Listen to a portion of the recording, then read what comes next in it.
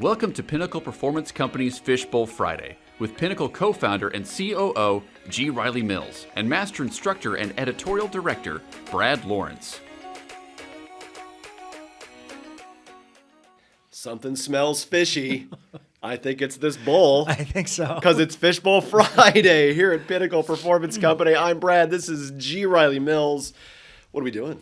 So we have a fishbowl here with lots of questions. We're only going to do one. Answer it. We're going to send you out into your weekend feeling good. That sound good? Sounds great. All right, my turn. Your turn. Let me do this week. My readers here. All right, this question says, when I present new initiatives, I often see senior leaders on their phones or bored. Okay. Wow, that's What not do I good. do? That's not good. All right. So the first thing I'm Tale going to as say, tale as old as time. First thing I'm going to say about this is, in our new book, Synergy and Sparks, and in our old books, we have a bedrock idea about engagement.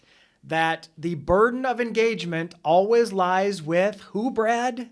The speaker. Always lies with the speaker. Meaning, if you're delivering a presentation, if you're running a meeting, and your audience is bored, it's not their fault. Shame on you. It is your fault for not engaging them, providing value, or making it relevant. So my first question to you would be, why is this boring to them? Is it the structure of the material? Are you not including things that they care about? Do you not know who your audience is? If they're bored, it's your fault, so we got to dig in and find out why they're bored. Yeah, and I know we've talked about this in previous episodes, but I keep preaching it because I think it's such a powerful tool. Pattern interrupts. 100%. Pattern interrupts. People's attention spans have notoriously shrunk over the past Which we also read decade about plus. in the book. Yeah, absolutely. Yeah. And especially in certain mediums, if this is virtual, for example, attention spans are shorter virtually than they are in person.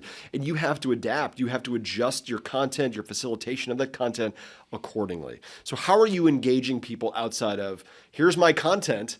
Because yes, that might be enough, but most of the time it's not. No, you can't show up and throw up, we used to call it in the old days. Yeah. You just do a presentation, you show up, you just talk at your audience, and then you leave. It has to be a conversation.